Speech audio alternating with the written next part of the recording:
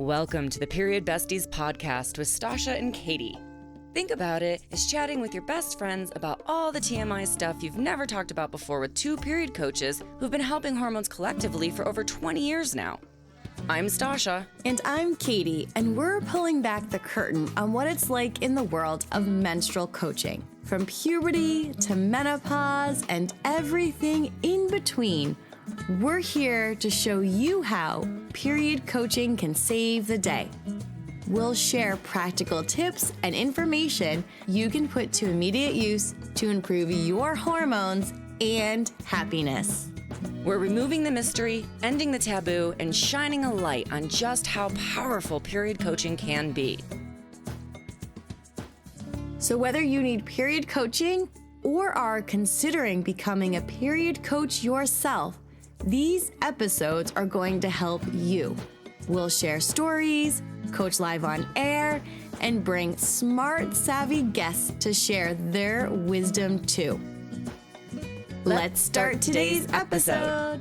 Welcome back to the Period Besties Podcast. Today we have the fabulous Sarah with us, who is a period coaching school graduate. We love her. Yay. And is an absolute miracle worker when it comes to back-end tech and helping you with all things business, and has quite the period journey herself. So I'm really looking forward into diving into this interview with everyone today. And so everyone can get to know a little bit about Sarah, who I know is going to have some amazing tips and tricks for periods and business and all sorts of good stuff. So this is going to be an info-packed interview. Thanks for joining us, Sarah. So excited. Thanks for having me. Yay. So, of course, we're going to kick off with who are you? What do you do? Hi, everyone. I'm Sarah. So it is highly possible that you've interacted with me in the past through lots of different business backends. I'm homeschool mum, first and foremost. So everything fits around life. And that's one of the coolest parts of what I do. I do systems strategy and business management. So I mostly work with businesses to help them work out how they actually need their business to run and actually put the pieces in place. And sometimes that evolves into managing their business for them. And I love the businesses that I get to work with. I've worked with everyone from period coaches like Stasha through to magicians and professional bubble blowers and SEO consultants. Like, I've worked with a whole bunch of different people, and my ethos is really about no cookie cutter tech stacks, like understanding what your brain actually needs and your values and how you interact with information and giving you the right options. So I'm very big on getting to solve the puzzles. For me, that's the shiny object syndrome. You know, I get to jump into someone's business and it's a whole new shiny project of trying to problem solve. And I'm also an artist as well. So they're sort of the balls that I hold in the air. I love it. A woman of many talents. Keeping busy, but not in the busy badge of honor way, in the, I know that for me, I need permission to have different passions and different interests and different projects, because that's what keeps exciting for me. And that's also what helps keep me motivated as well. I know my motivation flags when things look boring. So part of, it's not about the busy badge of honor as much as we are complex beings. And I like to be able to have permission to do different things.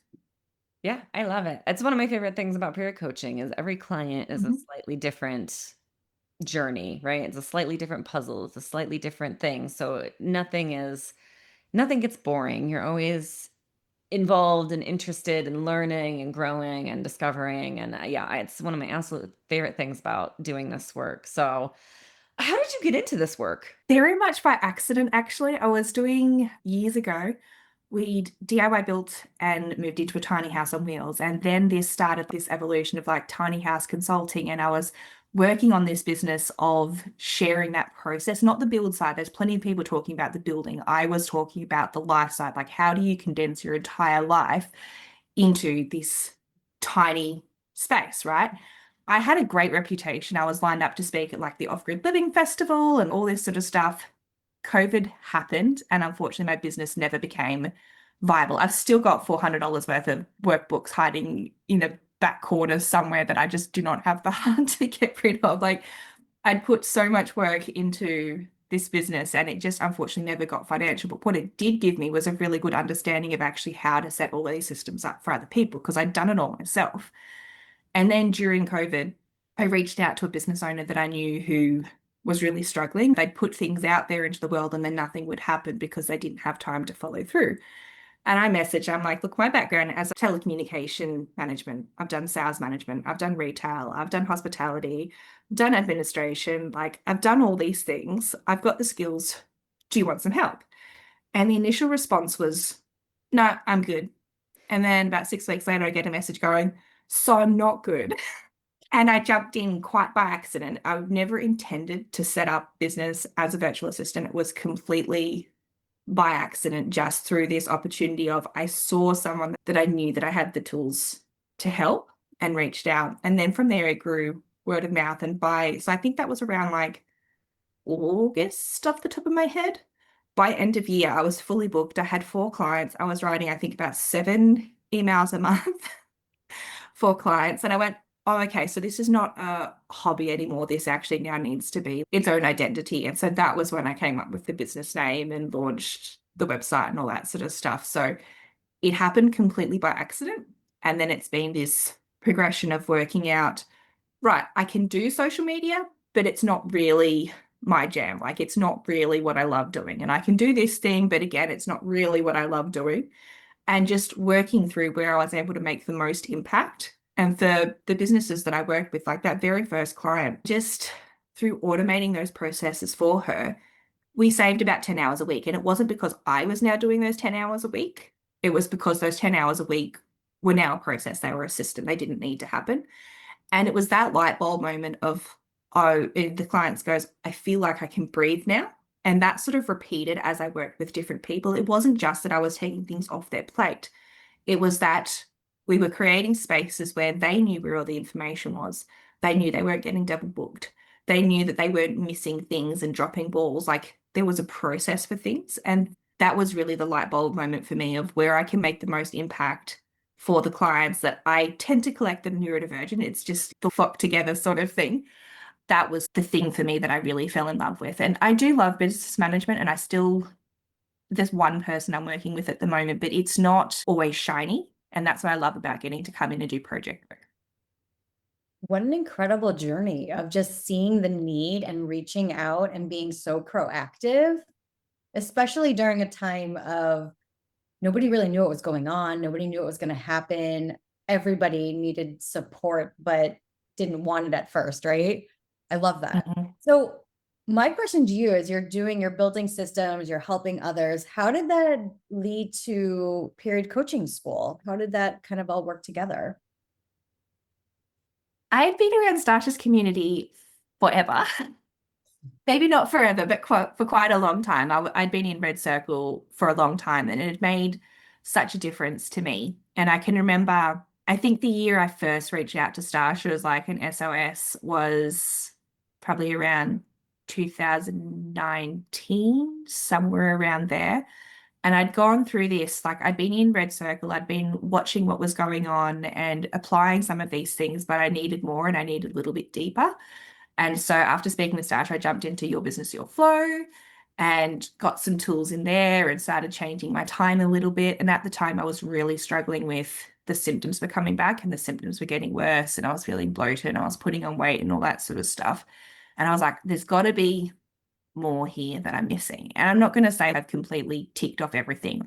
I still struggle with things, but the taboo of being able to just stop. And these are the times when I can go. And these are the times when I need to pause. And these are the times when my body's like, you need to be hands-on. All of that sort of stuff made a lot of sense. And so then when I launched this business and Stasha was like, hey, I've got some stuff you can do. So I jumped in with Stasha for a while and it was just a native process of doing period coaching school alongside of what I was doing and being able to make the most impact that I could. So tell us and the audience what was going on with the periods. Let's dive into that so the audience can understand what you were struggling with. Yeah, for sure. So I can remember like my issues go right back to 12, 13, something like that. I can remember my dad being so stressed one year. We lived quite rural and he was borderline ready to call Royal Flying Doctors to come get me because I was like in bed, like almost convulsing, the sweats, the pain, couldn't move, the vomiting, all that sort of stuff. I was in so much pain. And every cycle wasn't that way, but enough of them were that it caused issues, probably twice a year. By the time I was married, I think I was averaging probably twice a year ending up in ED or in a doctor's clinic or something like that, where they could do the injections of Maxilon and anti-nausea medication as well as pain medication. I was getting both of them either IV or via injection and just wasn't dealing very well. So went through that whole process at 19, ended up on a whole bunch of prescriptions and, all of the everything spirals because everything's got a side effect. And so I was on like the anti-nausea medication and I was on pain medication and that triggered more nausea and indigestion. So then there was like that whole spiral going on. Ended up, it's not technically menopause because it's like medication directed, but that's sort of where I ended up. Like I lost my period, I was getting night sweats, just really everything that you would associate with menopause basically was what I was experiencing at 19 as a result of the medication. And basically they just got it so wrong and completely messed my hormones up and crashed everything. And so that was, I don't want to be doing this forever. I'm done. And I don't necessarily advocate for this, but in that moment of being a teenager on a fairly low income, spending over $200 a month on medications, I just went, you know what? I'm stopping and I'm just going to work it out. And so it took me, I think about 6 to 9 months to get my period back at that point, and a lot of work from there really focusing on nutrition and movement and all that sort of stuff. Then had kids. Unfortunately, we lost the first one and it was traumatic, like the whole part of my cycle and of pregnancy. And it was so traumatic. But the light at the end of the tunnel was breastfeeding helped more than I knew it could. And I'd done some research. I knew that breastfeeding could help endometriosis, but it was more impactful than I realized it possibly would be. And then we sort of hit the end of that breastfeeding period and the symptoms started coming back. And I was dealing with mostly the chronic pain that has really been, for me, I wasn't ever someone that had like a really heavy period. It was mostly just debilitating pain, the vomiting, sweating, feeling really sick, and fatigue. So they were the symptoms that I was dealing with. And understanding more than anything, rest in itself, like that for me has probably been the most empowering part, because when you push through it, we inflame everything and we get tired and our body reacts and cramps up and like all the things. But when we have that permission to, we have Hannah Montana days. Like I've got 2 daughters. So during my period, we crash on the couch and we watch Hannah Montana or something like that, because as much as possible, I want to empower them to be able to know that it's okay to take rest days when you need it as well. So important. Thank you for sharing your journey. I feel like so many people listening will relate to everything you shared in terms of pregnancy and loss and just the pain, unfortunately. How do you manage a business with your cycle? Especially because is it still painful now, or how is it now? I actually do a lot better now. I really only need painkillers maybe on day 1, but it is a little bit more complicated than that because I do have chronic pain. So to backtrack a little bit, so I've got endometriosis and polycystic as well. They've both been diagnosed by surgery. Then in 2013, I was in a car accident. I was car 2 in a 4-car smash. So someone hit me and pushed me into the 2 cars in front of me and completely rode off like the 18-year-old $30,000 car that I was driving. Like it was fairly significant impact. My husband was in Afghanistan at the time, and I was, again, 20. And I've called him going, I've just been in a car accident. The car's not okay. I've got to go to the police station. I'll talk to you later. And I hung up. And then I was offline for a while because I was sorting out like the car accident and all the police reports and all that sort of stuff. And he's stressed. So that was a whole other thing. But I had no support systems. So that was playing into the pain levels of period and all that sort of stuff. Unfortunately, from that, it took a couple of years to sort out the claim. All the soft tissue stuff was dealt with. And where I'm at now is 10 years later, we've found bursitis in both my shoulders and both my hips. We've found tendonitis, we've found muscle tears. Like there's a whole bunch of stuff going on. And so because of that, I do have chronic pain and I can't do as much. And I get tired a lot faster than other people. Last year, I hit another burnout loop, go through it every every 3 or 4 years, which is really common for people with ADHD. And I was like, I know what the patterns are. I need to formalize it now. So I reached out and I got my ADHD diagnosis this time last year. And then during that process, they're like, just so you know, you're autistic too. It's like, oh, okay. So when I'm talking about like being fully booked and managing my business, I don't have the same capacity as someone else, not only from my period, but also from the chronic pain, from the fact that I homeschool, from the fact that I've had chronic fatigue since I was like 14. Like my capacity is much smaller than someone else's. And that's okay as long as I recognize that and I respect that. So as soon as I try overfill that, that's where the problem starts. So the first thing for me is my calendar is set up with Stasha's amazing tip of my period is blocked out. If I choose to work during those days, I can work during those days, but no one is entitled to my time in that time. So it's not available for calls. It's not available for anything else on my calendar. It's not available to be booked from a business end. Obviously, during life, sometimes there's just life stuff I've committed to that you got to do your best with.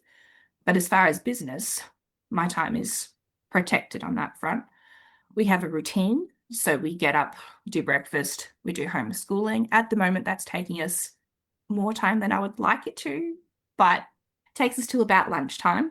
We have lunch, and then I've got the afternoon to do school. So when I'm talking managing my business, I know that what I can do has to fit in around, say, 15 hours a week. Having said that, I'm a firm believer in following your energy and your dopamine and motivation. I am a night person. So sometimes, with respect, I'll go, you know what, I'm feeling really excited about this project right now. Finally, no one is touching me. And I'm going to take that opportunity to dig into stuff tonight. But I try not to make that a habit. That's where I run into trouble. But with intention, those night bursts where the house is quiet, no one is touching me, like they are magic if I use them respectfully and mindfully. So as far as managing my business, the calendar is the first thing, but it's also all the systems and things in behind it. So I've got a client management tool that I use. I use ClickUp, but whatever people use. I know every lead that comes into my business. I know where they're at. I know what packages they're getting. I know when they started, all of that sort of thing. It also is my project management tool as well. So all of my projects are in there. Everything's got a space. All my booking links are automated. So someone can come through my website, fill the inquiry form in. That's actually one thing that I did change for managing my business to work better with me and my cycle. I put my inquiry form, quite a detailed one, before people can get to my booking link, which sounds really weird, but it was like this flip in energy because when I had people who were coming in and filling in like the 3 basic questions that most people ask before they get on the call, I was getting a lot of people that actually weren't a good fit. And my need to help people and to solve their problems and to say yes was tripping me up with projects that I really should not have been saying yes to. So by flipping that and having a really detailed screening question, I know that as people come through my business, we're a much better fit for each other. And that's part of how I manage my business as well, is like right from that inquiry step, really filtering the projects that I know we're going to be compatible for. Does that sort of answer your questions, or is there something I should go deeper into there? No, first of all, that's so smart to have those questions before they can book. I might have to copy that. And I can totally relate when you were like, no one's touching me. The house is quiet. I have 5-year-old twins and I'm touched out most of the time and like tapped out. Sometimes I do get that burst of energy as well. I'm hoping as I get older, I'll get more of that. But no, it makes so much sense in terms of the business, but then also with your cycle, when you can filter people out like that, you're not going to cause more hormonal imbalances because you're going to be working with people that you really want to work with and you connect with. So I feel like that is so smart in terms of working with your cycle. Yeah. And look, it's not going to be perfect. You're still going to have to trust your gut and to make those decisions. And sometimes, unfortunately, learn from mistakes. You know, that's part of having a business. But the more that I've been able to set up those filtering steps and to set up those guidelines and sort of really core down into what problems I actually do solve, the easier it's been to have projects that are going to be a good fit and aren't going to stress me out and aren't going to mess up my cycle and are going to leave feeling really good for both the client and for myself as well. So when you're working with clients who have a period, Mm-hmm. how are you incorporating that for them, like on their end? So one of the first things that I did was create a welcome info book. And so every client gets this little guide, and it actually goes through in there that I'm a period coach. This is how I manage my time. This is why my time is unavailable. If you would like me to incorporate this, let's have a chat. And so it's not a demand. It's not a resistance. It's not a requirement, but I've communicated the option there from the start. And when I notice, so as I work with people, particularly long term, I'll notice those ebbs and flows of when they're really struggling and things like that. And so these are sort of the things that I'll offer them. I'm like, hey, I see you're really struggling with the emails at the moment. Do you want me to jump in and draft some replies for you? Or is there something that I can take off your plate this week so that you have time to rest? Or when I see those patterns with them, actually being able to go, so I'm really noticing that your cycle seems to be tripping you up. Have you thought about blocking this time out so you don't actually have any calls or projects or anything at this point in time, and actually being able to have those conversations with them? So it's only not compulsory. And it does look different when I'm doing project-based work, because in such a short project, I don't necessarily know where people are, and it's so short that sort of the expectation is we sort of jump in and out of the project in that period of time to get it done. With a VIP day though, so that's where I come in and it's like a whole day, uninterrupted attention, solve all the things. We have strategy calls in advance to work it out. I make it very clear that this only happens around ovulation. For me, that's the day that I do it, is I do it around ovulation, because that's when I'm problem solving. That's when I'm high energy. The strategy calls that come in advance, though, we can do them in a time that works well for you. So we can actually ebb and flow a little bit there to make sure everyone's feeling on the ball. It's not compulsory, but it plays into my ability to sort of watch and see where they might need some help.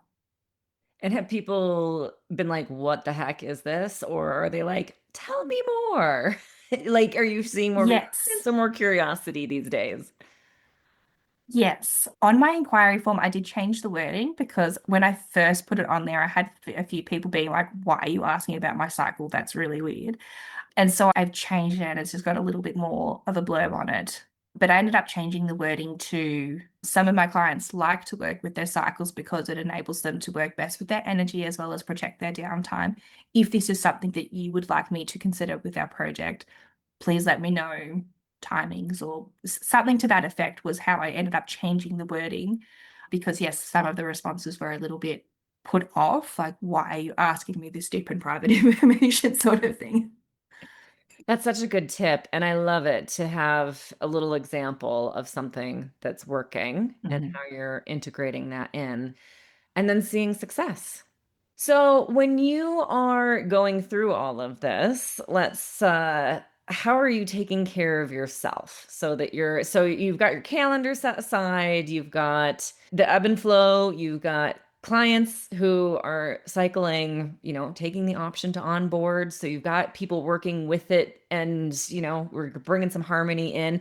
What is the, say, non-negotiable self-care that you are using for yourself to make sure that your period doesn't, go back into the bad place, so to speak? My emotional support water bottle is probably like the number one. It makes the biggest difference. Some of the things that work well for me is having my paper planner open on my desk, being able to list out where I'm at, what my priorities are for the week, and I can sort of take that step back. And yes, I've got my CRM and my project management tools that do all of that, but having it open is what works best for my brain, because I know that the tools are there on my computer, but I have to go find them. Like, they're not front of mind. So having it open on my desk means that I can take that, right, this is what's going on this week. We've got to leave the house 3 times this week. So this is all I'm going to be able to fit. I've got all that laid out. We have a whiteboard calendar in the kitchen, which has 6 weeks. I really want a second one. I want to be able to do 12 weeks. But anyway, got the 6 weeks on there. That is marked out where my period is. My husband's a shift worker. He works away week on, week off. So it's all lined up. I can see where my husband's away. It's got my period on it. So my kids know. And there was 1 month I forgot to put it on. And my daughter's like, Mum, you're not having a period this month. Is there something going on? Nope, I just forgot to. But it's really, it's really transparent. So by having the family knowing what's going on, I do meal kits in silicone bags, freezer bags. And so it's got the protein and the onion and, whatever vegetables and sauce is going to go into the slow cooker. So when I need that self-care of, I can't cook dinner tonight, I do not have it in me, one of them goes into the slow cooker, tip it out, off it goes. So that for me is like the purest form of self-care. I'm a foodie at heart. I don't do well with not having good food.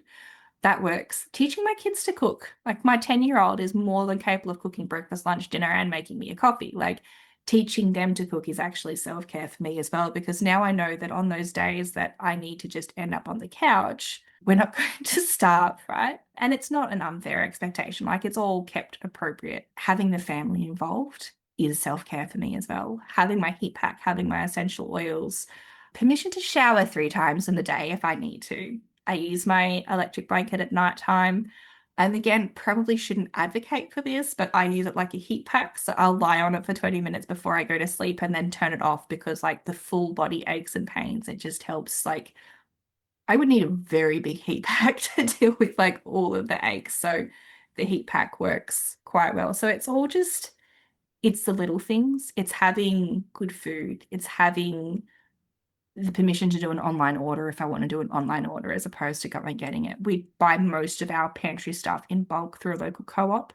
So I know I've always got gluten-free oats. I've always got tinned vegetables. I've always got flour and nuts and all of that sort of stuff, because we buy it all in bulk. So it's the little pieces. My water bottle and my heat pack are probably like my 2 like core must-have self-care things though. What an incredible example you are to your daughters too, though. Like just the idea of showing them how to rest, showing them how food nourishes you, showing them how to cook. I wish I had listened to my mom and watched my mom more, because she's a great cook. But it's just a really amazing example of just taking care of yourself in a deeply profound way that I hope more daughters are seeing that in this generation. And not hiding it either. Like I'm well aware that my mum would have had a period, but I would not have been able to tell you what was going on. And I know, based upon pure genetics and the fact that she said that childbirth was less painful than a period, I would take a pretty good stab that my mum has lived with lifelong period pain, but I wouldn't have known any of that. And so for me to be really transparent with the girls, hey, my tummy really hurts today because today's the first day of my period. I'm going to be spending most of the day on the couch, and being really transparent with them. I hope that gives them the permission to do whatever they need to do to care for themselves as well. Yeah, I'm sure they will. My mom never rested. She still doesn't. I'm like changing that generational aspect in my kids and letting them rest, like when they say they're tired or they need a day off. I think it's so, my mom always let me take a day off, but she never took a day off. So it's really amazing that you're showing that. I've definitely grown up in if you need rest, go have a nap. And if you don't need a nap, well, then you're good sort of household. And having spoken to family in part, I think that was actually mum's best attempt to protect me, because she'd watched and she'd seen that when I stopped, that was when my period spiraled out of control. So she was trying to keep me going to stop me from getting to that point of my body taking over and me just crashing and burning. Whether it was the right decision or not, I can't comment on that. But for her, it was her best attempt, because she'd seen how hard I crashed. But she'd also seen that if I didn't stop, I would just eventually push through it. So she was trying in her way to protect me from those crashes. But it has definitely been something I've had to sit with as an adult, of why do I feel that even when I'm sitting on the couch, I still have to be doing something? Why do I feel like even when I'm resting, I've got to be doing something? Why do I feel like this need to validate my time or make my time productive in like 3 or 4 ways? If I can do 3 or 4 things at a time, like I'm a happy girl. Like, where has that come from? And I think it's just that inability to actually sit and rest. And I've had to teach myself to do that. And I still don't get it right. Like, I know that I pick up my phone way too much. It's probably ADHD, probably a bit of autism, probably a bit of like lots of different things and just habit. But it's still that need of I'm sitting down and now my mind is doing nothing. Ooh, better pick up my phone and do something. So that's something that I'm working on. But yeah, I think the more we can just learn to be present, I think it's going to do a lot of us a lot of good. Yeah, it's all a work in progress, right? It's one step at a time, one thing at a time, and things creep up or creep back in. It's, it's like trying to get rid of sugar. You do it really well for a while, and then it kind of creeps back in around the holidays, and then you gotta go back on the little sugar cleanse and get over it.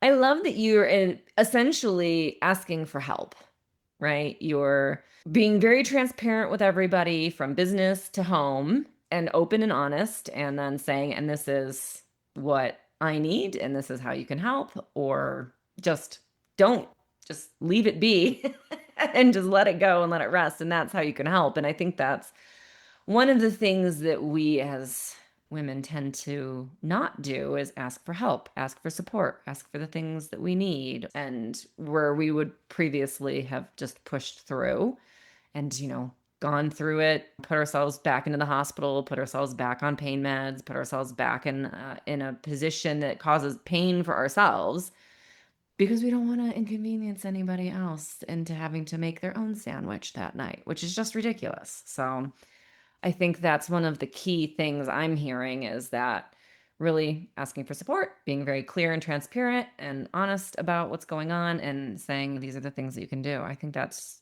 pretty phenomenal. For sure. Yeah. Congratulations. Good thing. So, in all of this wisdom gaining through the school of hard knocks that you've been through, what are some of the key tips that you would say, maybe takeaways from period coaching school that helped you or things that you've discovered on your own? But what are some of the key takeaways you think our audience could benefit from? More water, for sure.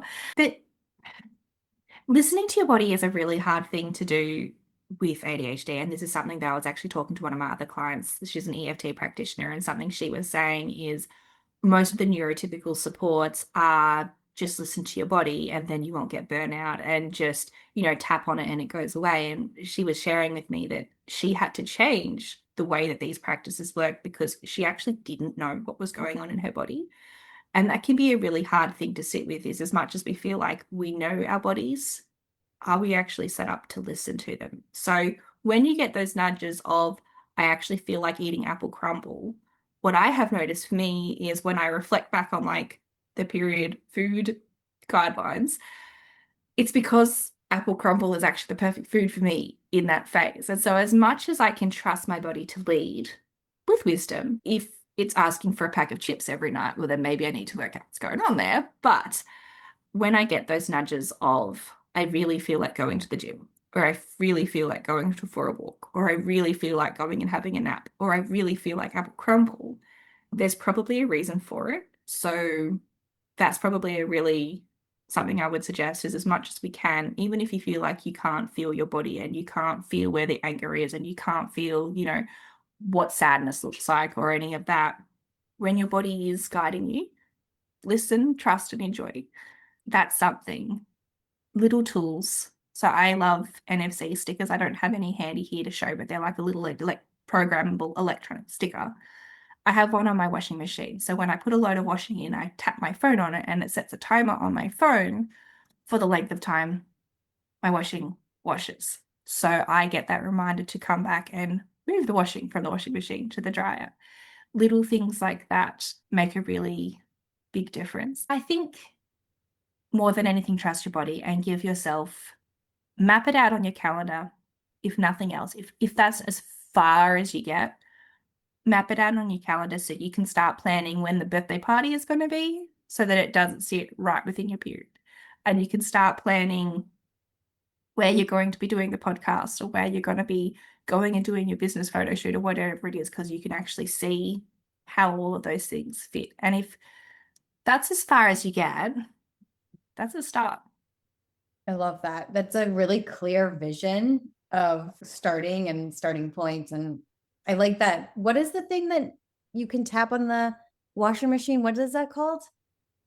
It's an NFC tag, actually. Not NFT. Everybody's afraid of NFTs because they're like the digital art that's gone like full spam. But Yeah. this is an NFC. It's just a tiny little sticker and it's got wiring on the back. And so you can use an app on your phone to program them. So you can program them with your website link. So when someone taps their phone, they get sent to your website. You can program them with timers or with reminders. So I suggested to one of my friends to put one at her front door because she was having trouble remembering to empty the kids' lunch boxes at the end of the day. Put this at the front door, and when you go out to school, tap it and get it to send you an alert at the end of the day telling you to remember to empty the kids' lunch boxes. Like, they can do all sorts of things. Even I've got one on my desk that puts my phone into focus mode, sets a timer, a Pomodoro timer on my phone. And I haven't set it up to turn on focus music yet, but I probably will in the future. So when I tap the one on my desk, it does the work of like putting my work into workspace sort of thing. So you can use them for lots of different things.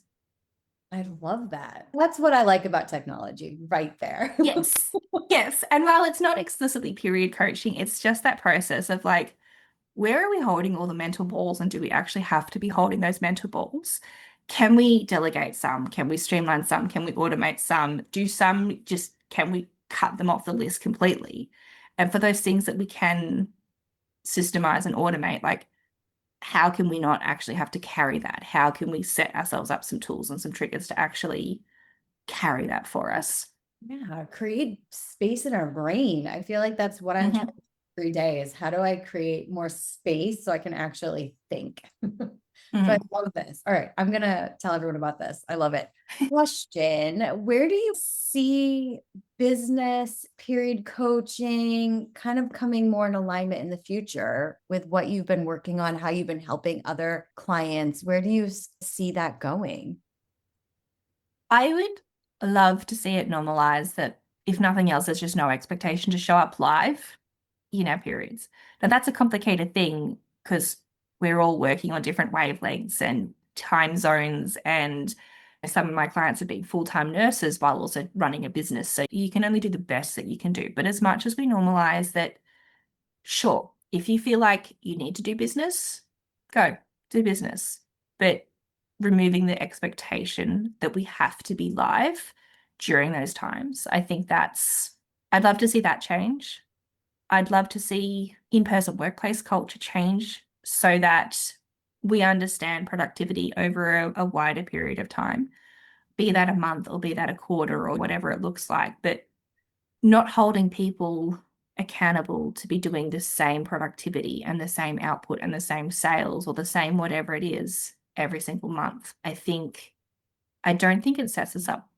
And sometimes there are things out of our control anyway. I mean, how many stories have you heard of people being stressed out by a workplace because they weren't meeting their sales targets when there was no one coming into the shop anyway? So then not only are they working against their hormones, but they're also working against like what is actually even possible for them. And when you put those things together, we just create a culture that is utterly toxic, and there's nothing you can do about it anyway. So I'd love to see workplace change to a culture of, we see productivity as the output rather than the time invested, and we see that over a broader period of time. And as business owners, I'd love us to understand a little bit more about the realities of non-billable hours, because I think a lot of people, they set themselves up to, I can do 12 hours a week of business, and they line up 12 hours a week of projects. And now they have nowhere to do the admin, and they have nowhere to do their own marketing, and they have nowhere to do their own invoicing and all those sorts of things. And so now they have nowhere to put the rest and to put the downtime and to say no and to tap out. So if we can change the conversation with business from, and this is something that's been really irking me, is I really hate business coaches who go, if you have 12 hours a week and you want to make this much money, well, then you just need to charge this much for your time. And I think that is doing such a disservice to business owners in general, but especially to women in business, because it doesn't account for being able to take some time for your period. It doesn't account for the realities of the fact that we are the primary caregivers 99% of the time. It doesn't account for all the non-billable hours. And so when we actually have a look at the statistics, the average office worker only does around 2 to 3 hours of actual productive work a day. That's it. In an entire office day, the average office worker only does a handful of hours. And we don't pull that into working for ourselves. We don't understand. And so basic statistics I could find is somewhere between 40 to 60% of your time as a freelancer will be spent on non-billable hours. And that's everything you can't charge a client for. And so if we can start normalizing the conversation about it's actually not you have this much time and you want to make this much, so therefore you need to charge this.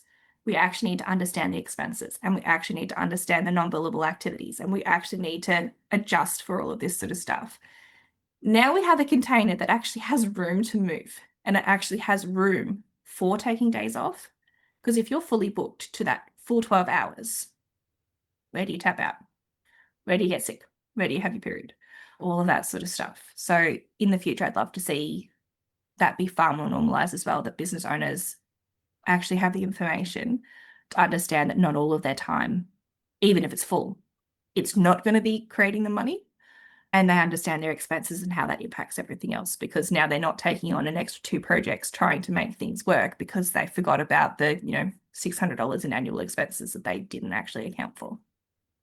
That's one of my rants. I remember when I went to coaching school and got my original health coaching certification, they basically said that, right? Like charge $120 an hour and you see a client for an hour. But then there's all this paperwork and looking into things and double checking things and health history forms and all that stuff that goes into it. And I remember in period coaching school, the first time that I brought the subject, the very first year, and I thought, oh boy, this could be like a controversial moment in our very first year of period coaching school. But I was on my little soapbox and I just went, it's not an hour. You're not charging for an hour. You're charging for looking at their health history form, which when you get started is going to take you probably an hour to just go through that health history form. I'm willing to bet that there's something on that form you have to Google. Maybe it's a medication they're taking or some supplement you've never heard of, because there are people all over the world and they're doing all sorts of different things and doctors and blah, blah, blah. So you're going to go through the health history form. You're probably going to have to do a little research before that first conversation with them to look up some things or make sure you've got something right, especially when you're first starting out. And then you have the hour with them, and then you have to do all of your notes and look through what you jotted down when you were calling. What's a standout? What do you want to come back to? What's the next session going to talk about? What do you need to dive into more? What do you maybe need to take a moment and do a little Googling between now and your next session? Like, it was like, you're going to do an hour with that client, but you're doing at least 3 hours for that client for each session. So you're billing for 1 hour, but you're doing 3 hours of work, and that's not including your admin. That's not including your newsletter writing, your bookkeeping, your social media time, your marketing, right? So you're doing all of these things, and you're in your mind, you're thinking, oh, but it's only, it's an hour session. I really can't charge that much. But the reality of the situation is you're really spending far more than 1 hour.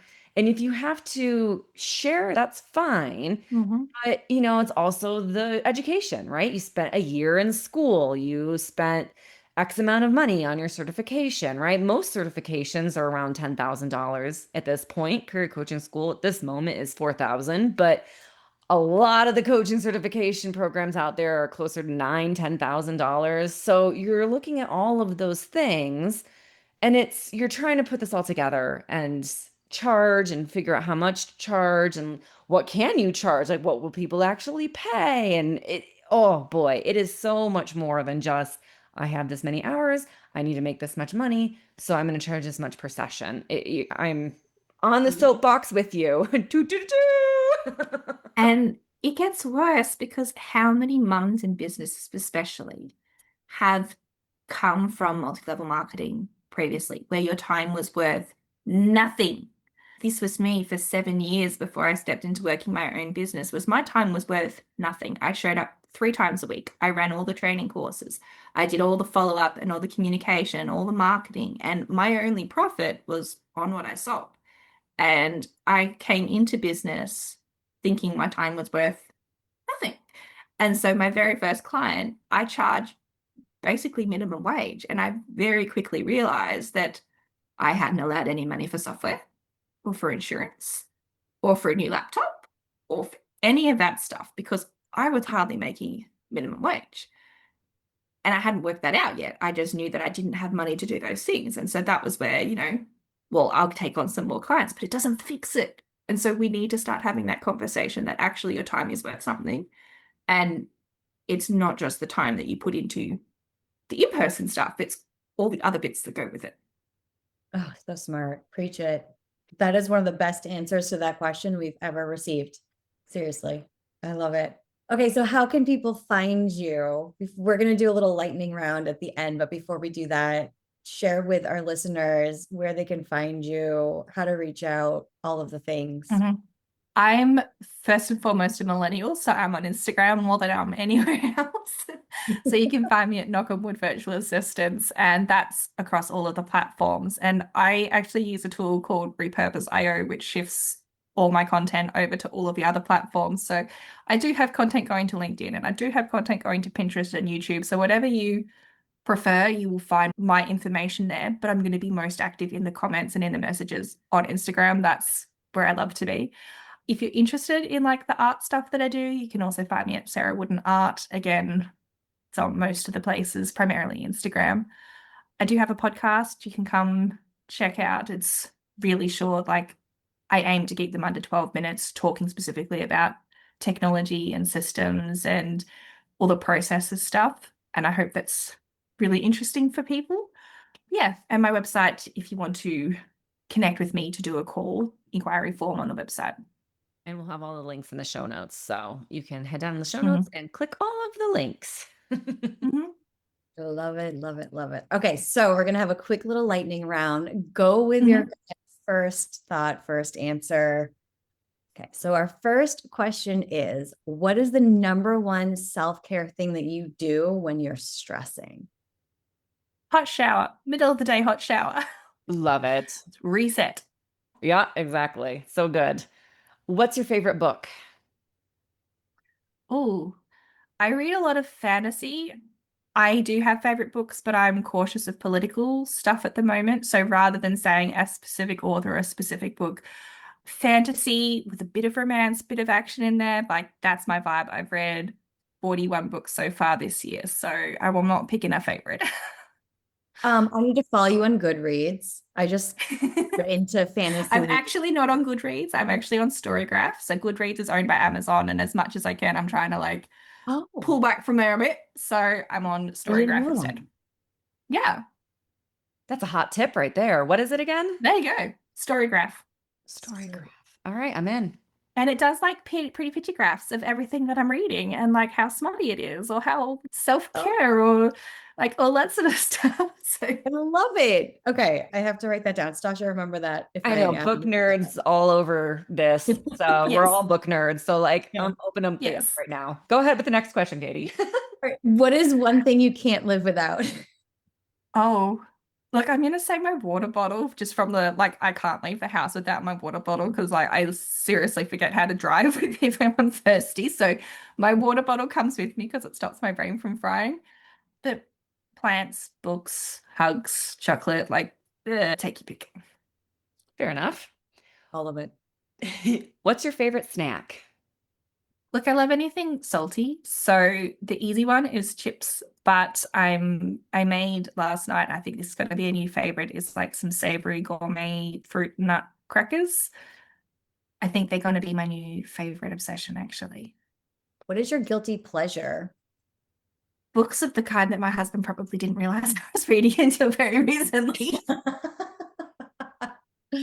Same. My husband was like, what is this? He it was open and he read a paragraph. There's a lot of husbands finding out things that they had no idea previously in the last couple of years. I think book talk had a lot to do with that. Yep. Yep.